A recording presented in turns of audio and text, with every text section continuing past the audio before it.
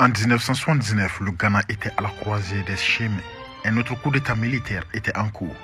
Un jeune pilote de l'aviation militaire qui, quelques semaines auparavant, avait été traduit en cour martiale et attendait son exécution, a été évadé de prison par ses collègues pour diriger ce qui sera plus tard connu sous le nom de la Révolution du 4 juin 1979.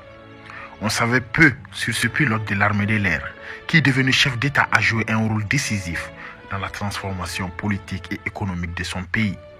Marqué par ses coups d'État, en 1979 et 1981, Jerry John Rawlings a su guider le Ghana vers une stabilité politique et une transition démocratique durable. Sous sa direction, le pays a connu d'importantes réformes économiques et une lutte résolue contre la corruption. Connu pour son charisme et son engagement envers la justice sociale, la trajectoire de Jerry Rawlings incarne l'évolution d'une nation en quête de progrès et de justice. Son héritage continue de façonner le paysage politique et social du Ghana, faisant de lui une figure incontournable de l'histoire africaine. À présent, voici l'histoire de l'homme qui est venu, a vu et a conquis.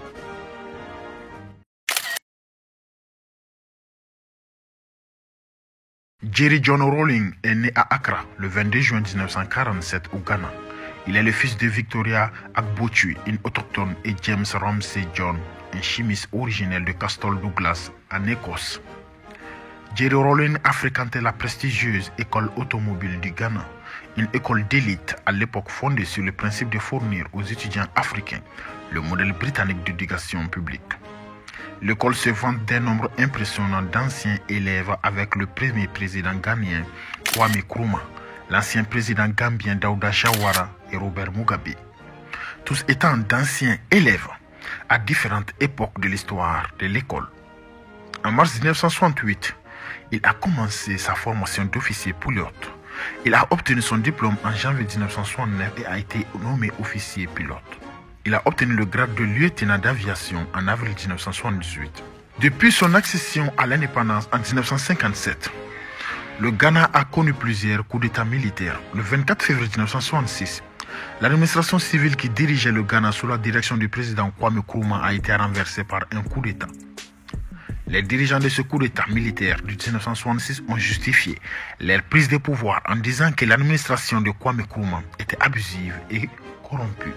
Ils ont avancé qu'il était perturbé par l'implication agressive de Kwame Nkrumah dans la politique africaine et par sa conviction que les troupes ghanéennes pouvaient être envoyées partout en Afrique pour combattre les soi-disant guerres de libération.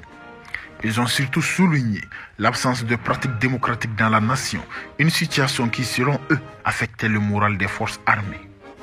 Emmanuel Kouassi, Kotoka et les autres co-dirigeants ont créé le Conseil de libération nationale pour diriger la nation jusqu'en 1969. Les élections qui ont eu lieu en 1969 ont porté au pouvoir l'anthropologue Kofia Buzia.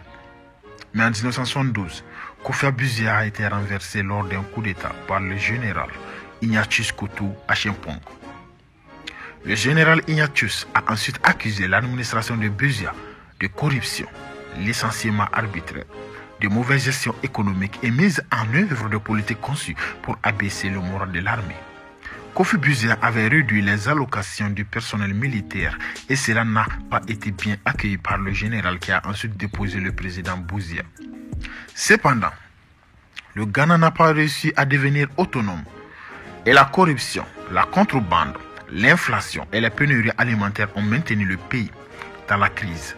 Les difficultés économiques ont conduit à un fort mécontentement populaire réprimé par Acheampong qui a pris des mesures sévères contre les grévistes et le mouvement syndical. L'impopularité d'Acheampong atteint un tel niveau qu'il fut renversé par ses propres collègues militaires au sein du Conseil militaire suprême le 5 juillet 1978 et fut remplacé par le général Fred Akufo.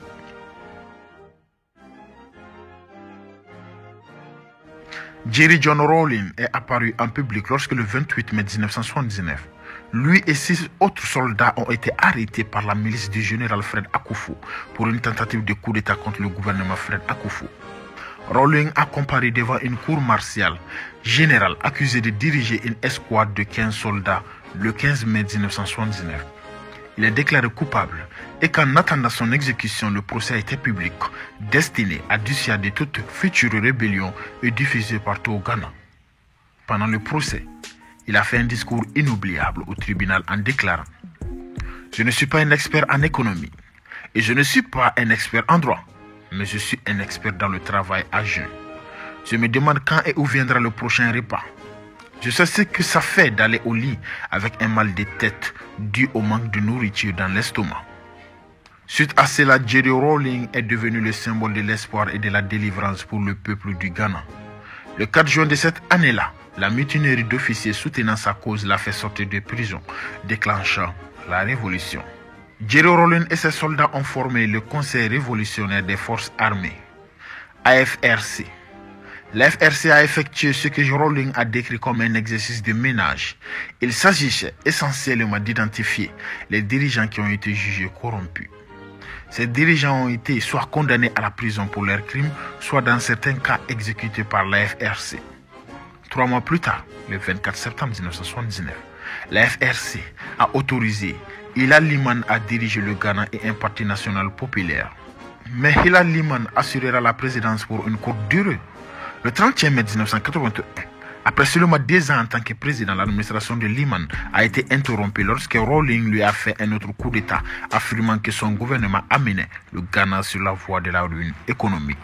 Maintenant à présent au pouvoir, Jerry Rawlings nomme le Conseil national provisoire de défense, qui était composé à la fois de civils et de soldats.